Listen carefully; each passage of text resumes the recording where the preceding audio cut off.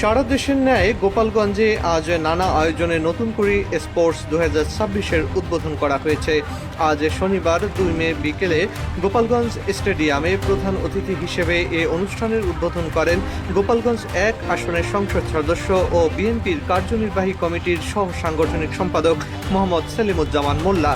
এ সময় গোপালগঞ্জ 3 আসনের এমপি ও কেন্দ্রীয় স্বেচ্ছাসেবক দলের সভাপতি এস.এম. জিলানী, গোপালগঞ্জ 2 আসনের এমপি ডাক্তার কে.এম. বাবর এবং জেলা পরিষদের প্রশাসক ও জেলা বিএনপির আহ্বায়ক শরীফ মোহাম্মদ রফিকুজ্জামান বক্তব্য রাখেন।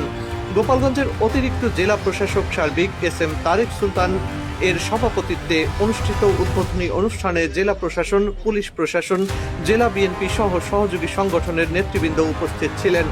গোপালগঞ্জ জেলার 12 থেকে 14 বছর বয়সী কিশোর কিশোরীরা ফুটবল, ক্রিকেট, কাবাডি, অ্যাথলেটিক্স, দাবা, ব্যাডমিন্টন, সাঁতার, মার্শাল আর্ট সহ 8টি ইভেন্টে 6টি দলে অংশ নেবে।